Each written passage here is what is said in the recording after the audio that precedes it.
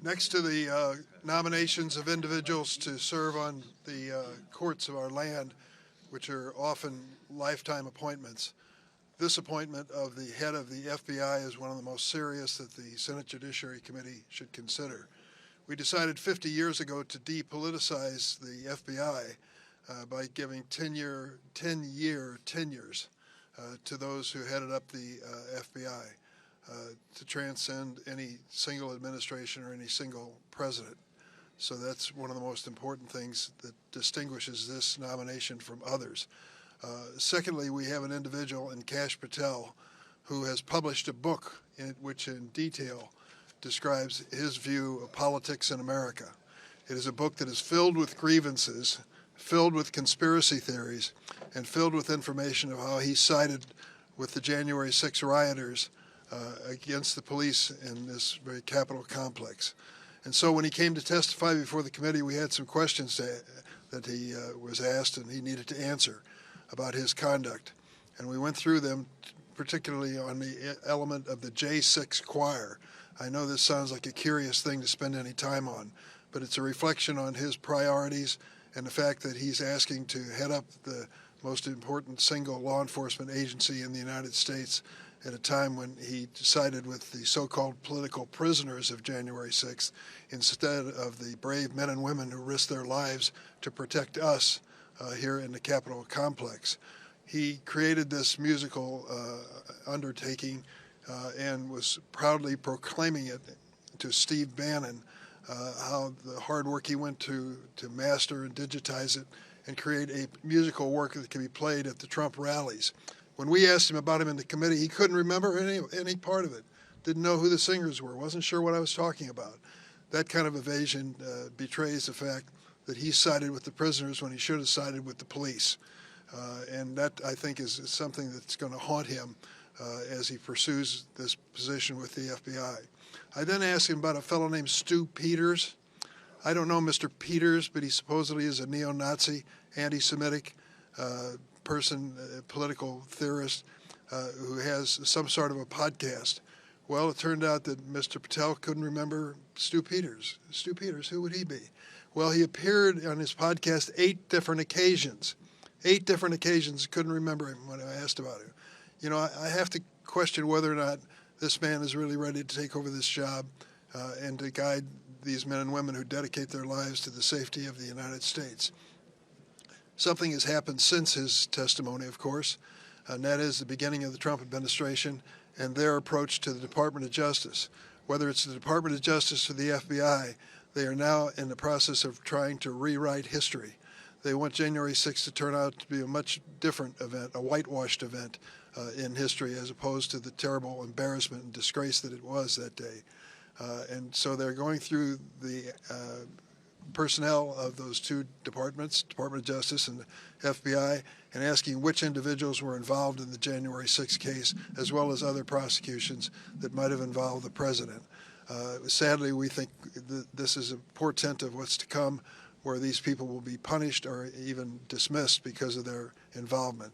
That is an outrage, that these men and women who work for the Department of Justice being asked to be part of one of the largest criminal prosecutions in our history now would lose their jobs over it or somehow be stigmatized is just plain wrong. But it's an indication of what has happened with this Trump administration kicking off their idea of justice.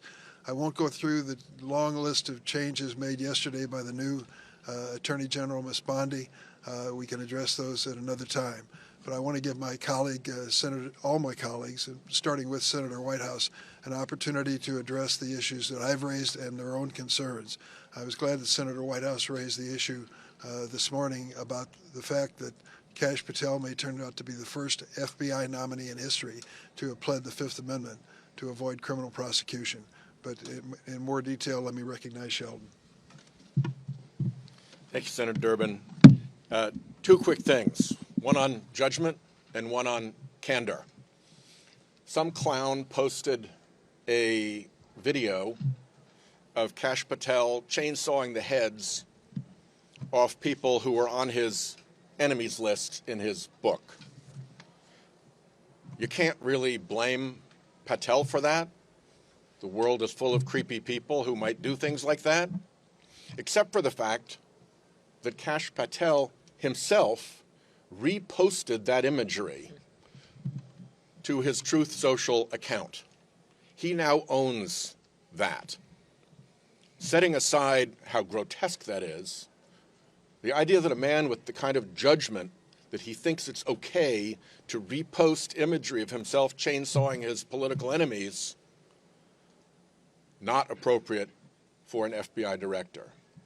And in terms of candor, we asked him repeatedly about what he testified to in the grand jury. It is basic black letter law that a witness can walk out of the grand jury and tell the entire world what they said, but he wouldn't tell this committee what he said. He pretended there was a seal order. There is no record or evidence of any seal order.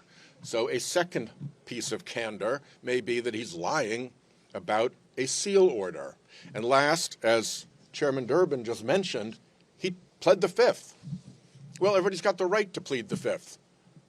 But pleading the Fifth means you perceive a substantial and real risk of criminal prosecution.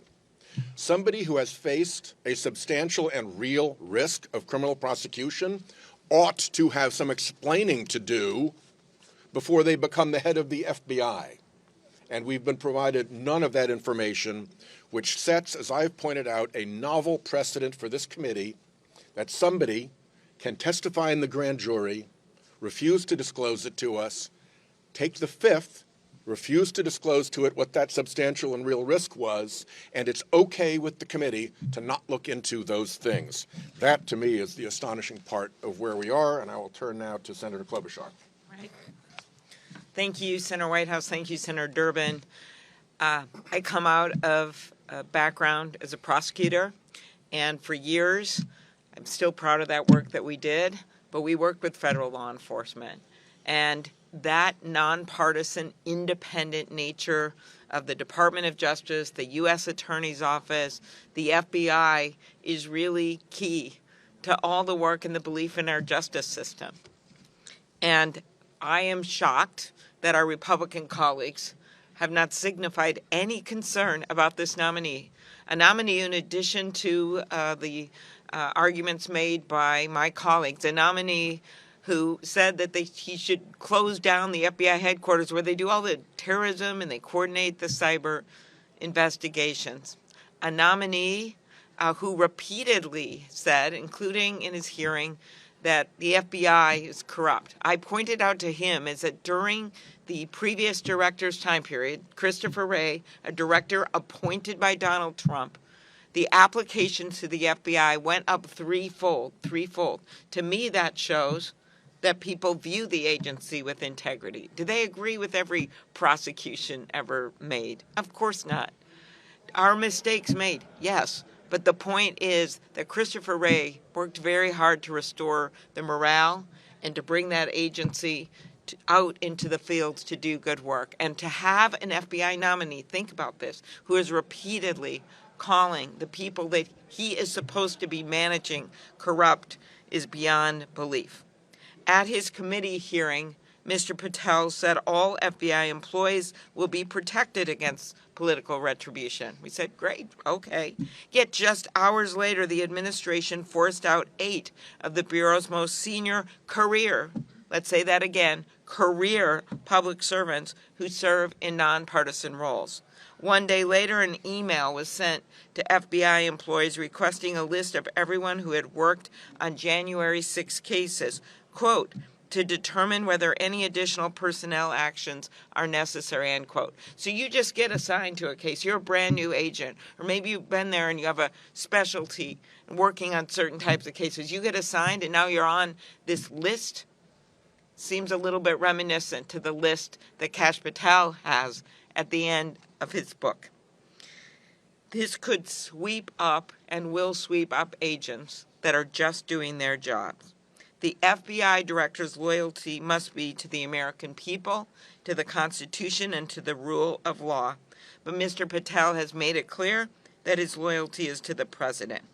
He has threatened to come after, those are his words, in the past, the president's critics. not just in government, but in the media. In the hearing, I gave Mr. Patel an opportunity to walk back that threat. He chose not to, nor did he try to explain his so-called deep state list of former government officials, including the former Republican Attorney General appointed by Donald Trump. He has accused the heroic men and women of the Capitol Police who defended our democracy on January 6th without evidence as lying and called for them to be investigated. One by one, we went through these allegations with him at his hearing. He could deny none of them. And I look to our Republican colleagues and say, when is enough enough? FBI, fidelity, bravery, integrity. The men and women of the FBI deserve better than this nominee, and I ask our Republican colleagues to stand up and say it too. And with that, I turn it over to Mr. Christopher Coons. Thank you, Senator Klobuchar. Kash Patel has no business being the director of the FBI. He may have said some reassuring things in his confirmation hearing. I don't think so, but some of our Republican colleagues think so. But a long history of public statements of what he wrote, of what he said in interviews and at rallies and in his book showed a sharply different approach and view about the FBI. In the confirmation hearing, I asked him 3 simple, direct questions about whether or not, as FBI director, he would continue a decades-long tradition of being independent. Political independence of the FBI is critical because it is the most powerful, most important federal law enforcement agency involved in investigating crimes and keeping the American people safe. I asked him if he understood who the FBI works for, and he answered essentially through the Department of Justice, the White House. I gave him another chance to answer not who they report to, but who they work for, and he said again, the White House. And I said, Mr. Patel, Pam Bondi, the Attorney General now, answered correctly that you work for the American people and the Constitution, not the White House. I asked if he would refuse a direct order from the president to do something inappropriate, immoral, or illegal, and he would not answer. I asked if he would follow the precedent of Director Wray and others who, when I asked the exact question, if given a direct order to do something unethical or illegal, would you resign? He declined to answer.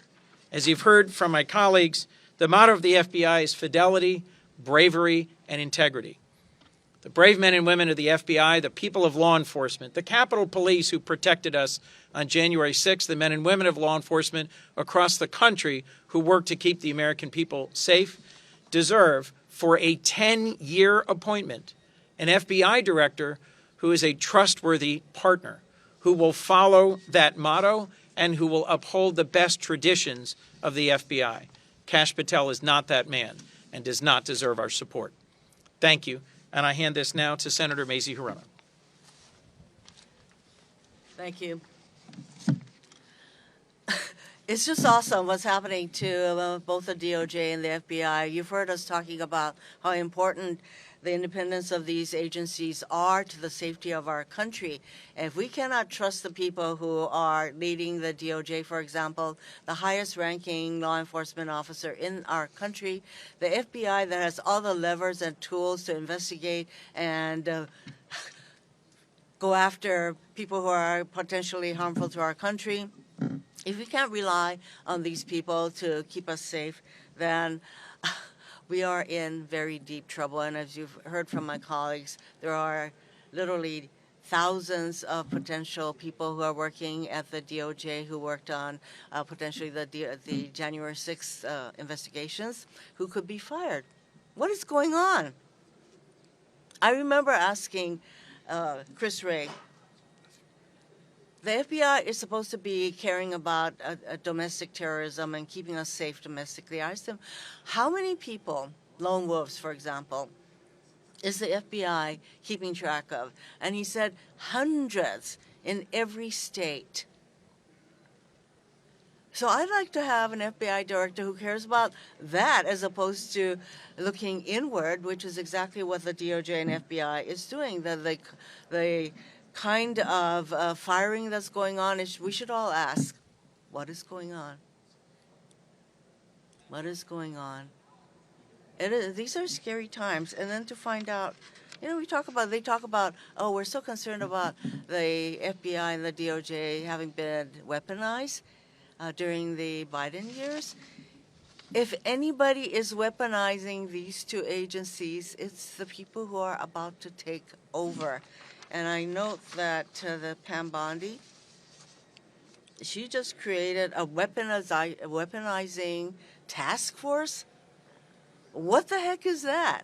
Except, once again, turning inward and looking at the people, the brave people who are working in the DOJ and FBI, and looking at them saying, are you next?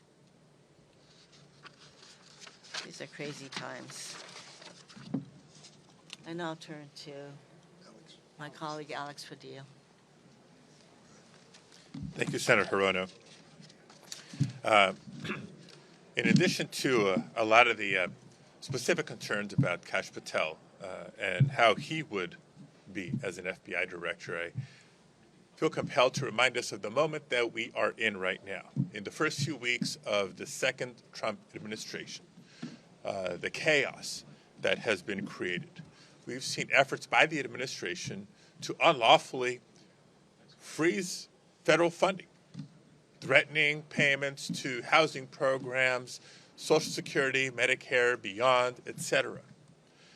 We have seen unprecedented access by the world's richest man, enabled by the richest president in history, to access the Treasury Department's databases, threatening not just payments, but putting at risk everybody in America's personal information.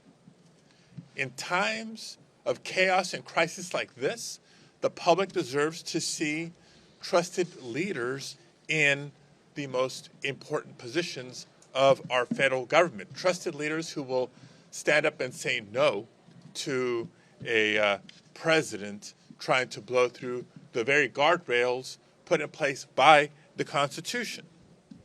So it's in that context that makes the nomination and potential confirmation of Kash Patel even more alarming.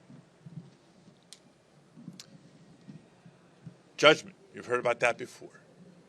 As we heard during the confirmation hearing, and yes, I asked about questions of his judgment in prior service. Willing to put the safety of military personnel at risk by giving false information during a hostage rescue operation. That's the kind of judgment you want at the FBI? I don't think so. Lack of preparation. When I asked him about his thoughts on what should be common sense gun safety policies and protocols, what his position was on things like universal background checks, either failed to answer, chose not to answer. Poor judgment, clear lack of preparation for the position of FBI director that oversees our background check system for a reason. When asked about his thoughts on the regulation of who in the United States of America should be able to own a machine gun, of all things. I'm not talking pistols, I'm talking machine guns here. Again, refusal to answer, lack of knowledge, lack of recognition that the FBI director oversees that very policy. Beyond concerning, beyond alarming. Let alone his lack of ability or lack of willingness to serve independently. It's not just the Department of Justice, it's been the FBI specifically that has performed at its best when it serves the people, when it honors the Constitution and respects the rule of law. Clearly, Kash Patel puts that secondary to his loyalty to Donald Trump. Look, the president was elected. I'm not denying the election or the results. The president has chosen a nominee.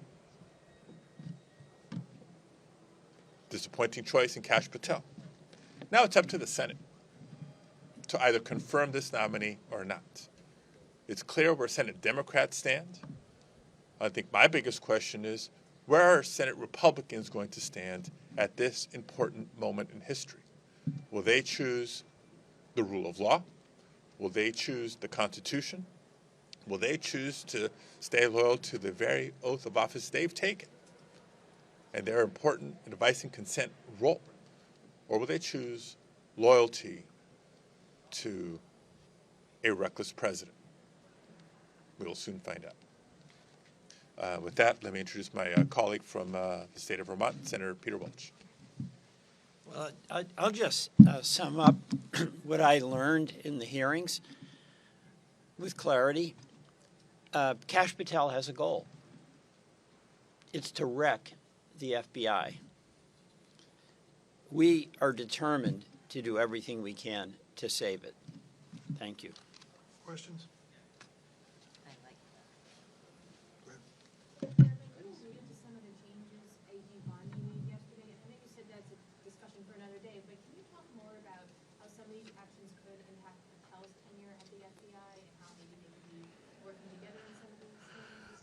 Attorney General Bondi wasted no time allying herself with Kash Patel and endorsing his candidacy to head the FBI. Traditionally, the FBI, of course, is the major investigative agency for the Department of Justice. So I think he's going to be hand in glove with her agenda. We saw part of it in the first 24 hours. I'm afraid we're going to see more. So I would note one of the, Excuse go ahead, Mace. No. Okay, one of the orders specifically referred to the lawyers at Justice as the president's lawyers, which I suggest you look at that because that is just the antithesis of what the Department of Justice is. The president has lawyers. That's over at the White House in the counsel's office. The lawyers that work at the Justice Department, they work for the Justice Department, the administration of justice for the country. Their boss is the people. Take two more questions. Yes. It'll be before the committee next week, and then after being reported out by the committee, it's up to the Republican leadership in the Senate to schedule it on the floor. Senator, some of the questioning from Judiciary Democrats during the first hearing felt to me and others kind of sloppy and scattered. What was your strategy going into the hearing, and what would you hope to do differently? There is so much information involving this individual and his book and all of his statements. It isn't just one single issue or one single question. We tried to cover the major questions, and of course, during the course of a hearing, other questions emerge. So, yes, he was a wealth of information that's troublesome in light of this appointment. Thank you all very much.